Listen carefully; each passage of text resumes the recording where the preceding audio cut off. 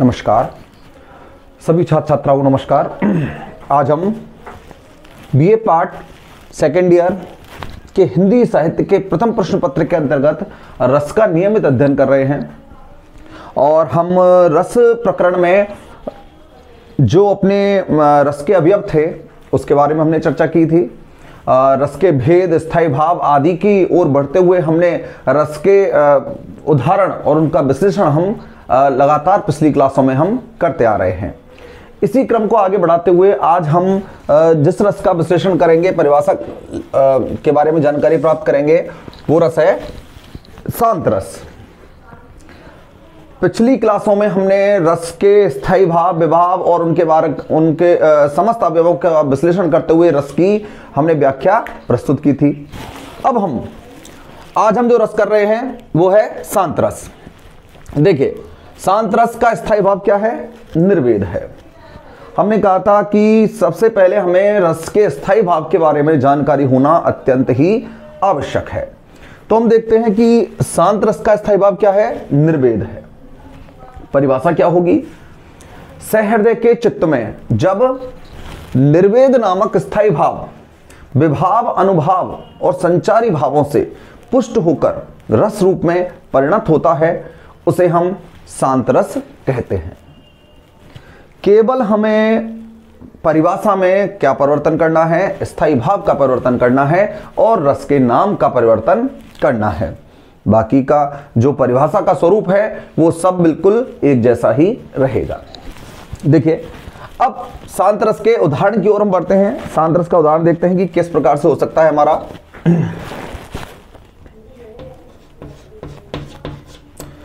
हरि बिन कोई काम न आयो, कोई काम ने आयो।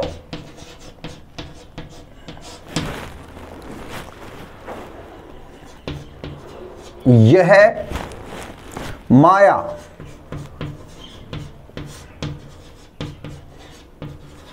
झूठे प्रपंच लगी, प्रपंच लगी। रतन सो जन्म गवायो, रतन सौ जन्म गवायो।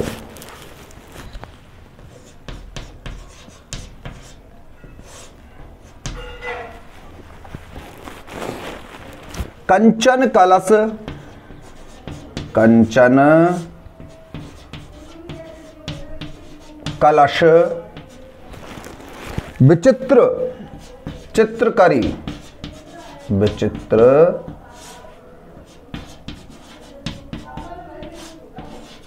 चित्रकारी। रुचि रुचि भवन बनायो, रुचि रुचि भवन बनायो।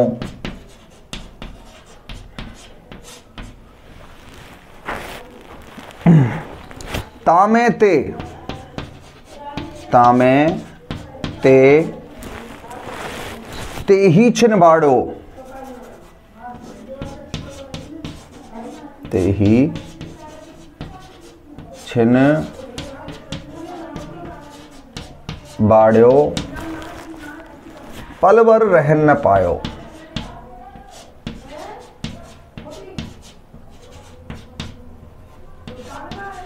पलवर रहन न पायो।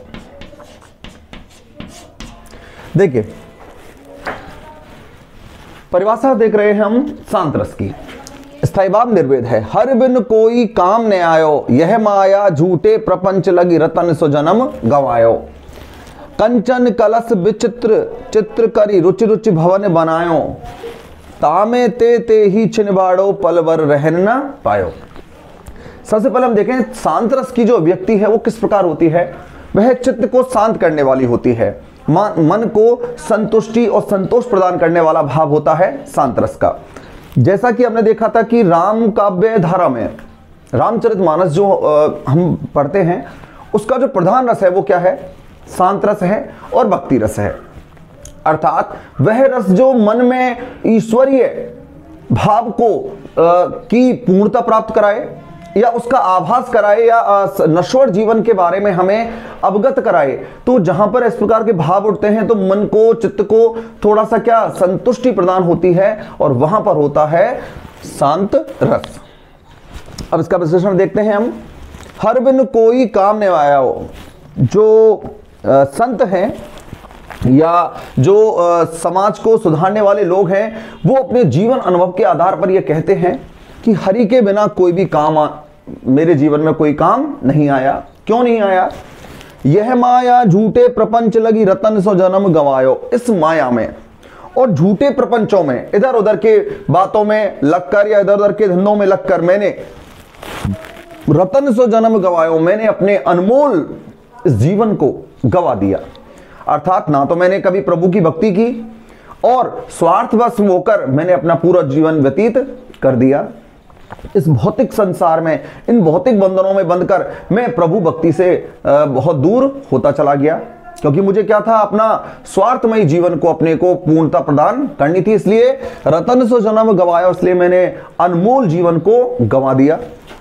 कंचन कलश विचित्र चित्र करी। कंचन कलश, सोने के जो कलश, सोने से भरे हुए विचित्र प्रकार के कलशों को, कलश मतलब घड़ों को या उनकी चित्र विचित्रकारी जो आभूषण से युक्त जो चीजें हैं, उनसे विचित्र प्रकार की जो चीजें हैं जो किसी को नहीं मिलती हैं, उनको मैं बड़े ही छांट कर, बड़े ही अपनी आपको बड़ा दिखाने के लिए उन चीजों को लेकर आया। रुचि रुचि भवन बनाया और बड़े ही रुचि के अनुसार मैंने अपने भवन को, अपने मकान को बनाया। तामे ते ही चिन बाड़ो, लेकिन जैसे ही उसमें रहने का अवसर आया, पल भर रह न पायो, तो उसमें पल भर के लिए भी मैं नहीं रह पाया। अर्थात जो जीवन है वो क्या, पूरे जीवन उसने क्या किया, भौतिक बंधनों में पड़ा रहा। लगातार स्वार्थ के वशीभूत होकर, प्रभु भक्ति से दूर होकर वह किसमें, अपने मकान को बनाने में, अपने परिवार को एक साथ रखने में और सामाजिक बंधनों में बंधकर वह प्रभु भक्ति से दूर हो गया।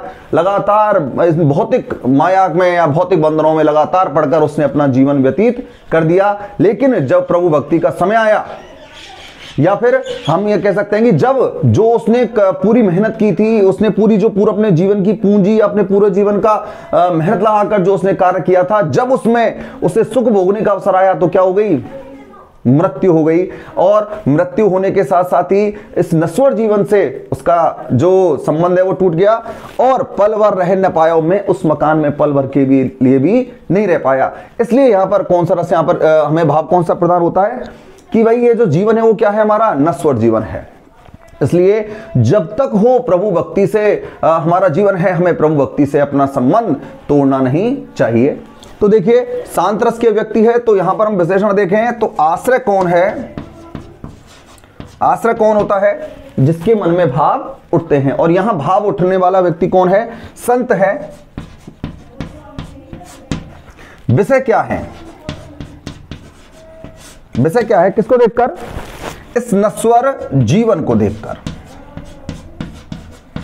नश्वर जीवन। उद्दीपन भाव क्या है, संसार का आकर्षण।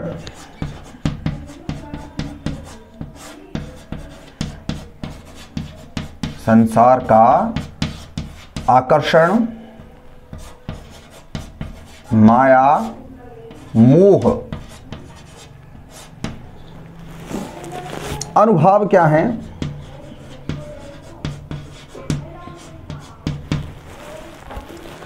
सुख सुविधा के साधन।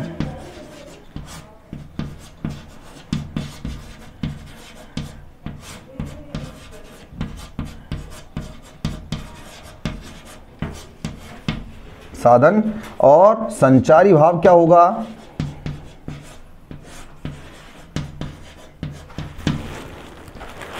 विबोध ज्ञान होना, निर्वेद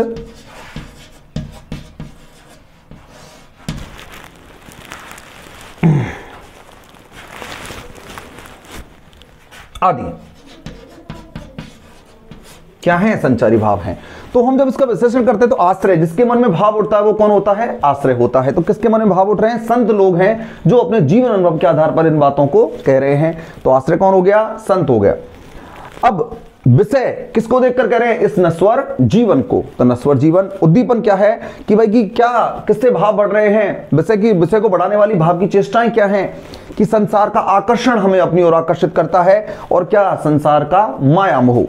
अनुभव क्या है? सुख सुविधा के साधन क्या है? अनुभव हैं। और संचारी भाव क्या है? विबोध निर्वेद आदि क्या है? इसके संचारी भाव हमारे सामने आते हैं। तो आज हमारा रस था शांत रस, कि शांत रस में हमने पढ़ा है इसका स्थायी भाव निर्वेद है, और यह शांत रस का उदाहरण है। और शांत रस में हम पढ़ चुके हैं कि शांत रस में क्या है कि मन को, चित्त को शांति, संतुष्टि प्रदान करने वाला जो भाव है वो किसके अंतर्गत आता है? वो शांत रस के अंतर्गत आता है, जिससे चित्त वृत्तियां जो हैं वो संतुष्टि को प्राप्त करती हैं, एक संतोष के भाव को प्राप्त करती हैं। तो आज हमारा रस है शांत रस। अब हमारे बचे हुए दो रस हैं, एक तो भक्ति रस है और एक वत्सल रस है। उसके बारे में हम अपनी अगली क्लास में अध्ययन प्राप्त करेंगे। धन्यवाद।